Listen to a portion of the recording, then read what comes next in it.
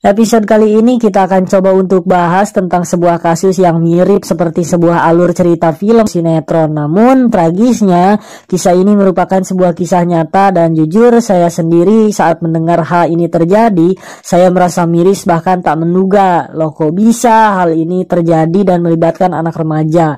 Oke, dan di episode kali ini saya akan mengajak rekan saya yaitu Mbak Sarah yang kebetulan paham tentang psikologi dan hubungan manusia untuk membahas peristiwa naas yang terjadi di SMK Negeri 1 Rancah, Ciamis pada beberapa waktu lalu.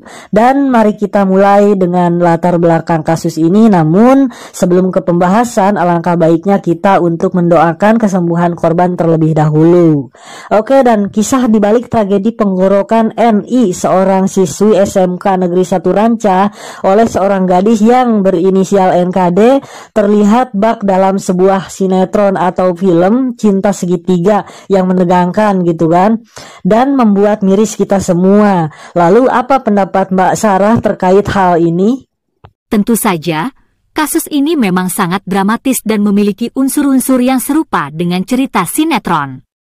Namun, yang perlu kita ingat adalah bahwa ini adalah kisah nyata yang menghasilkan dampak nyata pada kehidupan orang-orang yang terlibat. Tragedi seperti ini mengingatkan kita akan kompleksitas dan bahaya dari cemburu yang tidak sehat.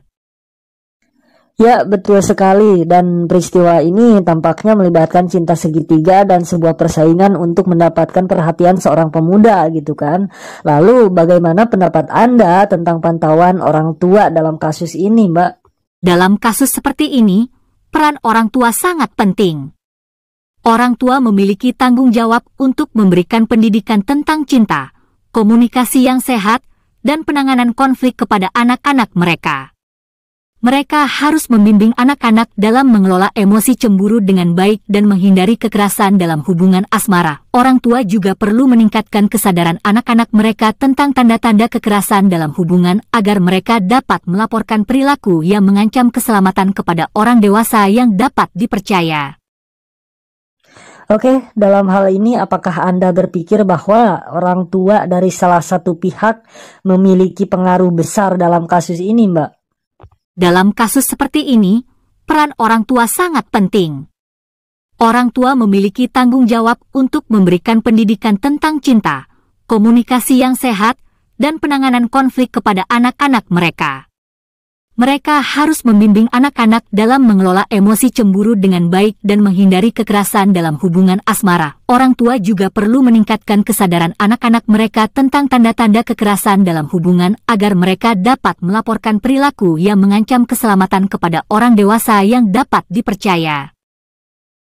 Ya, betul sekali, dan kedua belah pihak memainkan peran penting dalam membentuk perilaku anak-anak mereka. Lalu, apa langkah-langkah menurut Anda yang dapat diambil untuk mengantisipasi terjadinya kasus yang serupa itu, Mbak? Ada beberapa yang dapat diambil untuk mencegah kasus serupa. Pertama, pendidikan menjadi kunci. Kita perlu memperkuat pendidikan mengenai hubungan yang sehat, keterampilan komunikasi, penanganan emosi, dan pemahaman akan tanda-tanda kekerasan dalam hubungan. Ini harus dimulai dari lingkungan keluarga dan dilanjutkan melalui pendidikan di sekolah. Kedua, penting untuk membangun kesadaran dan pemahaman tentang cinta yang sehat dan tanda-tanda kekerasan dalam hubungan. Dalam hal ini, peran media massa dan platform digital sangat penting.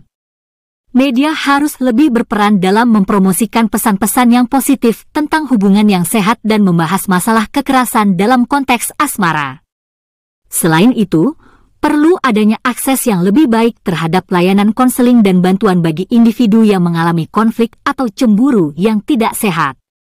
Ini bisa melalui fasilitas di sekolah, pusat kesehatan, atau lembaga masyarakat yang terkait. Individu harus merasa nyaman dan didukung untuk mencari bantuan jika mereka mengalami masalah dan konflik dalam hubungan mereka.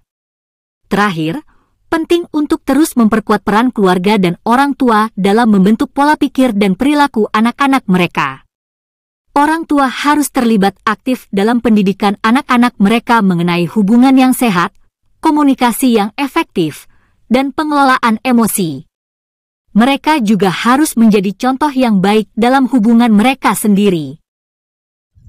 Ya, terima kasih banyak Mbak atas penjelasannya yang sangat berharga ini, dan tentunya banyak sekali pesan-pesan moral yang dapat kita ambil dari kejadian tersebut. Dan salah satunya pendidikan, kesadaran, akses terhadap bantuan, dan peran keluarga dalam memainkan peran penting, yaitu mencegah kasus yang serupa. Semoga dengan langkah-langkah seperti ini dapat senantiasa diterapkan secara luas dan dapat juga berkontribusi kepada masyarakat yang lebih aman dan saling menghormati satu sama lain. Demikianlah episode podcast singkat kita pada hari ini. Terima kasih telah mendengarkan dari awal sampai akhir, dan sampai jumpa di lain episode selanjutnya.